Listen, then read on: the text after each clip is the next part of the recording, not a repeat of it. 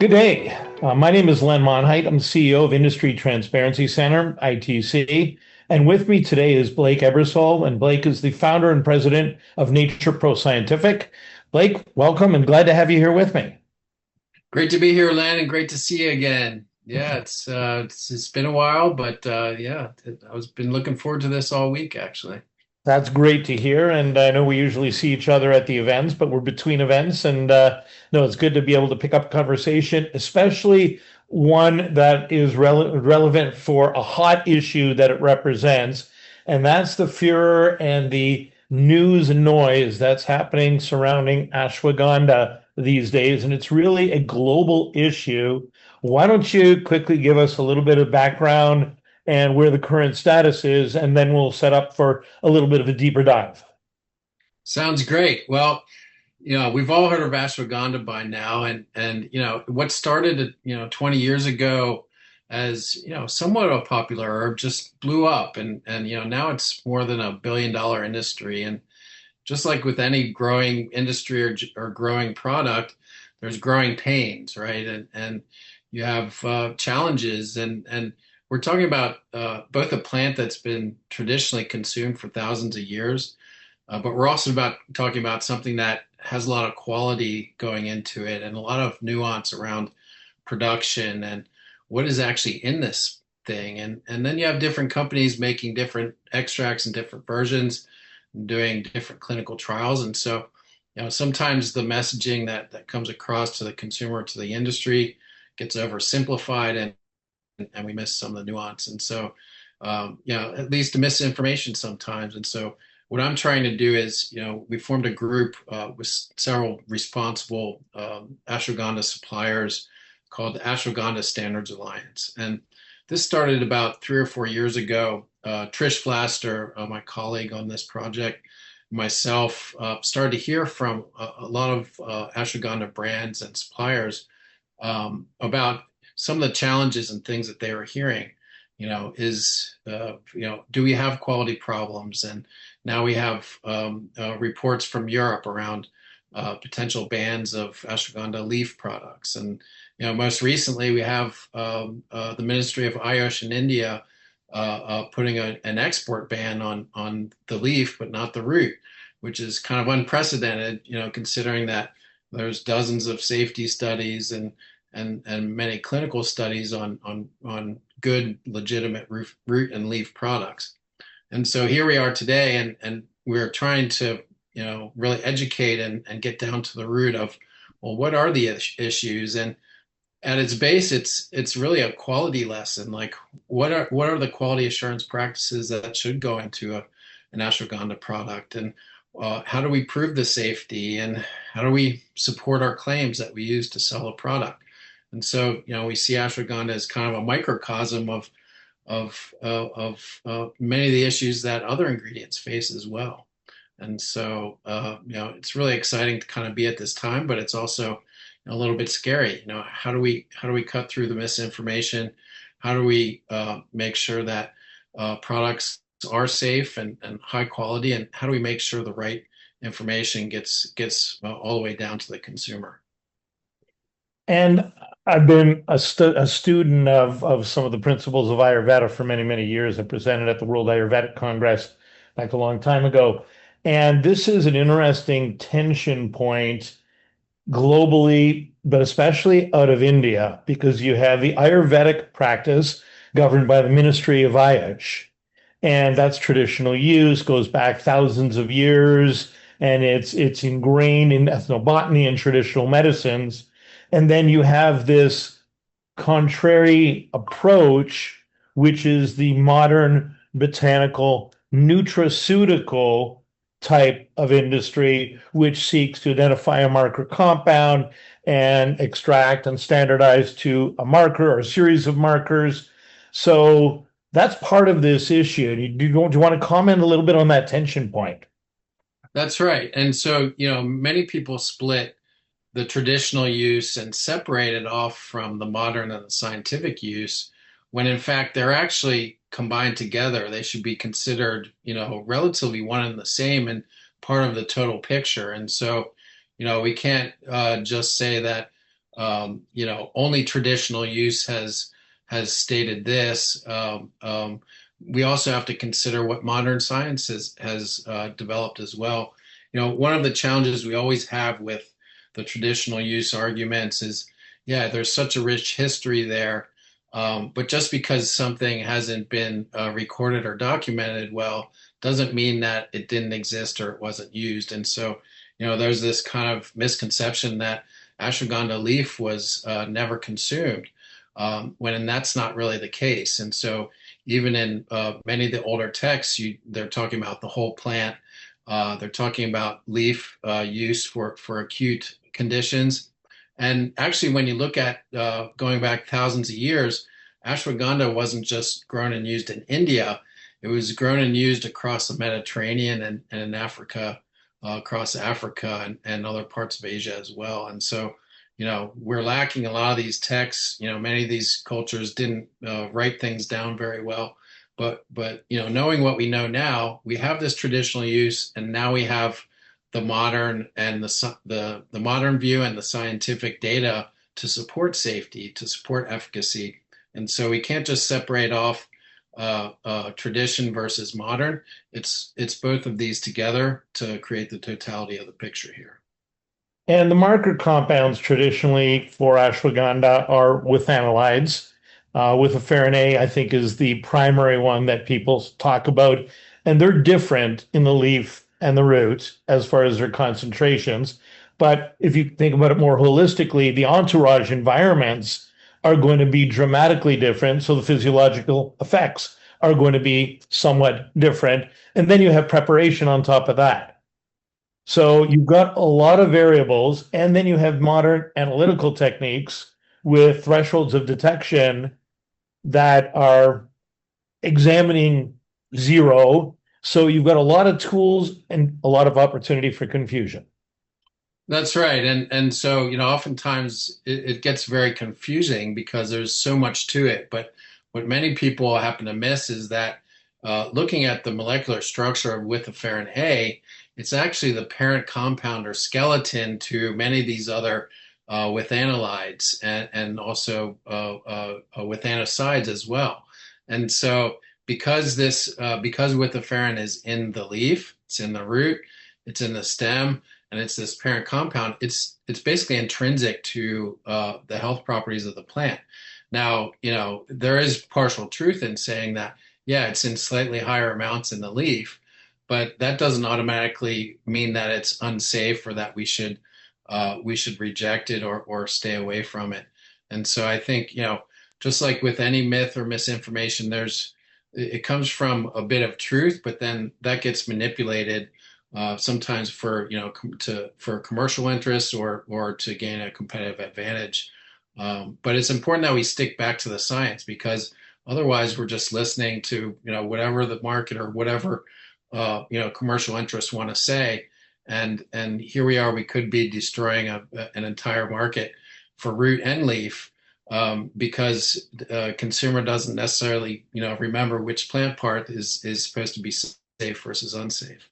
So we're always looking at what are the unintended consequences of following a more commercial narrative rather than following the science.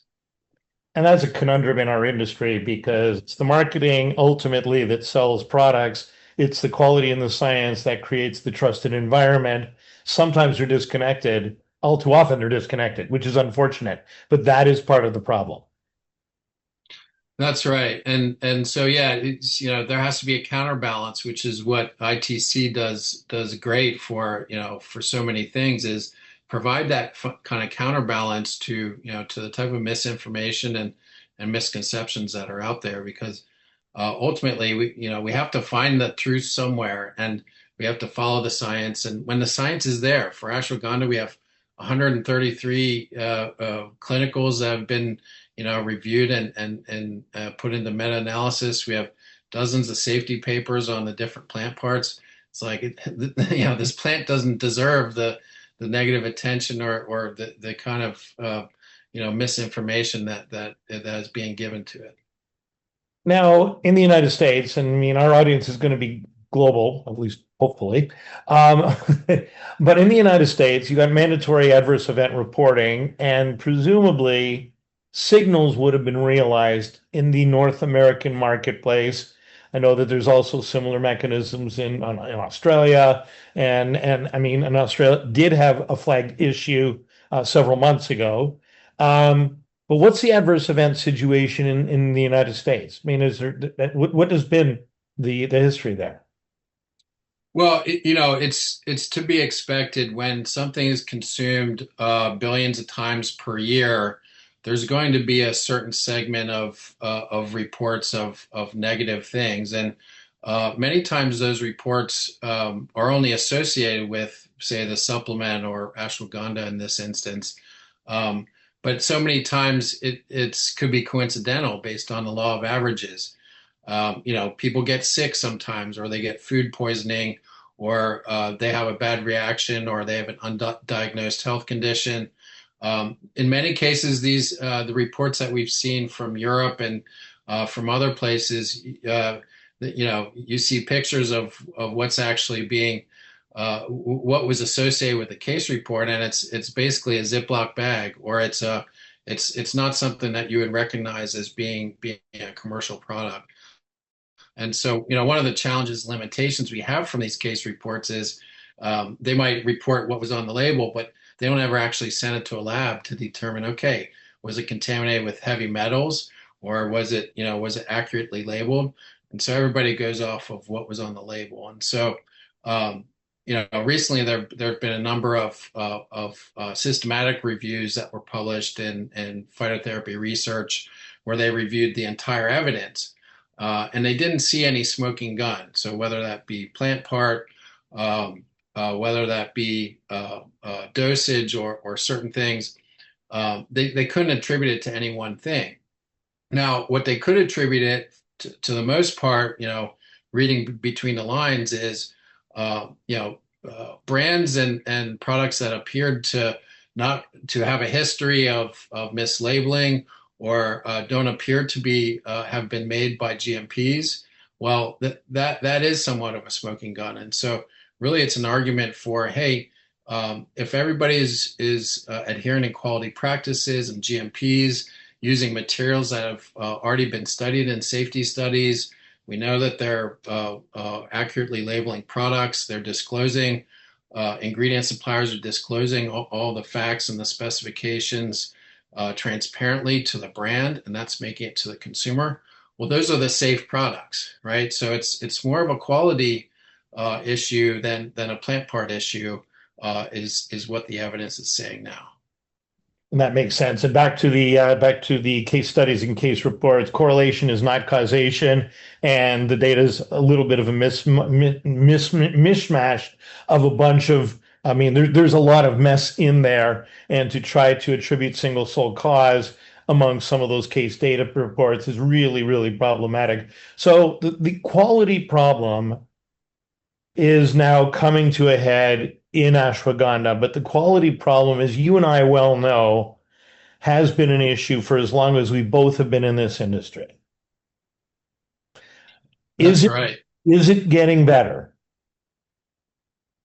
Absolutely. You can't discount the fact that GMPs were for supplements were incorporated in 2010. There were several years where brands and suppliers had to ramp up and start to do testing. So yeah, compared to where we were, 15, 20 years ago, we're so much better. But that doesn't mean we're anywhere near perfect. And so, as a consultant, I work for brands and manufacturers who are sourcing ingredients like ashwagandha, and so I see in real time actually what they're missing from the picture. And sometimes it's not their fault because they don't know. They're not experts in ashwagandha, or many of these ingredients, so they're relying on the word of their supplier. Well, if the supplier is trying to pad their margin, or take shortcuts on testing, well, they're never the wiser, because they don't know what the specification for ashwagandha is supposed to be. And so, it's even gotten to the point where a supplier might put something on the specification, but nobody can replicate the method that they're using. And so it looks good on paper, but then when you send it to an independent lab, you can't replicate the result. And so, a lot of brands and manufacturers, they're still taking the word of the supplier instead of, independently testing the entire spec themselves. And so, this is one example of the types of gaps that we still see, when it comes to this. And it's, we say trust but verify, but I've always tried to turn that into, verify then trust, because you don't earn the trust until you actually do the verification, because it's real easy to pull one over on people when they don't really know what they're buying. And I'm going to interject with a little bit of a pet peeve. You said that suppliers may be a culprit here. I'm going to also argue that the contract manufacturers often can be the culprit and be where the transparency is lacking, and whether they will inadvertently or purposefully switch out an inferior ingredient, and the brand is just buying sometimes ignorantly an ingredient and using the guidance of the contract manufacturer, their formulation team, their technical team, and the right questions may not being asked at the right places in the supply chain. That's right. Yeah, it's some of it is willful ignorance, and others is we don't want to know what we don't want to know. And so yeah, oftentimes it's the brand's fault. They go to the contract manufacturer and say, "Hey, this has to be a certain price," and then the manufacturer's like, "Well, we don't get the business until we find the ingredient, find the ashwagandha that meets the cost requirements." And so that's the number one thing they're looking for then is, okay, passing the test on the cheapest ashwagandha ingredient they can find. And they don't know anything about plant part. But yeah, we see things like lab shopping, like somebody will send a sample to Alchemist and they'll fail it. Well, they're not going to give up there. They're going to find another lab who's going to pass it, and they might keep doing that until they find a lab that passes. And so that is, I see that as fairly common too, is, hey, we're already invested in this formula, the cost structure, the everything. Well, if something fails during scale up, well, we're going to push through it. We're not going to just, turn back now. Yep. So, I mean, obviously, with our company name ITC, the middle word transparency is key to our ethos and what we believe. And I think that these issues need to be wisely brought to the surface and argued with a basis in science. And so, advocating and what you're doing, Blake, is absolutely right on and consistent with our ideals here at ITC. And then the other aspect is the category responsibility and category stewardship that you're using is very similar to what we've done in a couple of categories where we've taken investment. And the mission is basically to make sure that the category grows responsibly. So it sounds like that's part of the premise behind the Ashwagandha Quality Alliance. But you started this before there was really an issue. So kudos to you. But now it's found a need for it in being that transparent architects of some information. That's right. And, really, founding on the type of approach or the type of idea that you guys, really did first, it was, hey, a group of us got together and started complaining about the problems that we saw. And then maybe we weren't really serious until the problem really just was right in front of us. And so we do have this, in this industry, kind of a reactive versus a proactive approach. But yeah, now so many livelihoods are based on ashwagandha, from the farmers on through the processors to the brands and everything. Well, if that demand dies away, well, what's the farmer going to do now? I guess he can grow corn or something. But it took so much effort to build a market, and we can't just let it get thrown away or destroyed by misinformation. And so, kind of, protecting not only the integrity of the market, but the value of it and everybody who's involved in it. That's part of what we're trying to do here. And really, from my own personal point of view, well, if we saw a safety issue, or if I personally saw a safety issue and everything's being published, I wouldn't be as excited at, protecting this because then I'd say, well, maybe there is some validity to it. But, as it appears now, it's really one of those things that it's such a helpful herb. It has safety for, the billions of doses that people consume it for. There's not many things that are helpful for the people that take it as ashwagandha itself. And so, we want to honor this traditional herb. We don't want to just throw away all the achievements and advancements that have gotten us this far, all the investments in research. 130 clinicals. It's like, well, you know, how many herbs have 130 clinicals by this point? It's like, so much knowledge we have. Let's use it now and let's preserve it. Oh, absolutely. And it's a good mission, and it's a good mission to be on.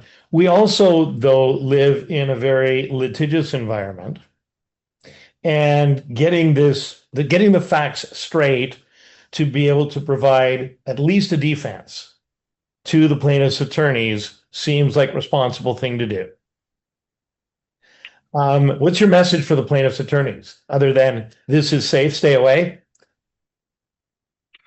Well, unlike many other things you could take to court, they were going to have to fight against quite a lot of data that runs contrary to whatever they're trying to prove. And so, it's easy to pick on, say, lead levels or, what have you, food poisoning, undeclared allergens, things like that.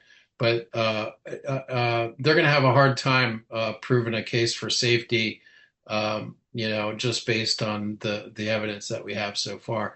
Now, obviously, that changes when you can prove a product hasn't been labeled correctly or may have undeclared contaminants or adulterants. And so, luckily, we do have this type of testing where, testing capabilities where, hey, if it is a legitimate concern, then hey, then let the law work its course. But let's not target the products that have no safety concern, that are rigorously tested and high quality, because that seems a little unfair to me. Absolutely. Okay, so we're drawing to a close here. Um, when will you think that the alliance has been successful, or is it already successful? And what's your parting message? Well, we're just getting started, and so we have a core group of founding members. Sabinza, Cepham, and Arjuna Naturals are some of the key ones, but we have lots of interest from brands, manufacturers, media, and there's lots of interest to try to do the right thing here. And so I would say we haven't even touched the surface yet of what the potential is. And so yeah, I think we're just at the beginning here. Again, we've been talking about it for a while, but now we're actually putting it in action.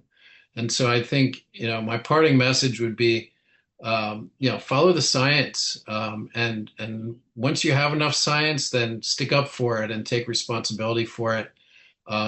Keep your objectivity and, don't contribute to the misinformation or the myth until you actually know what the answers are. Wise words. Okay. Blake, thank you very much for being with me today. Thanks, Len. It's been a great time talking, and yeah, look forward to the next one. More to come. Absolutely. Thanks.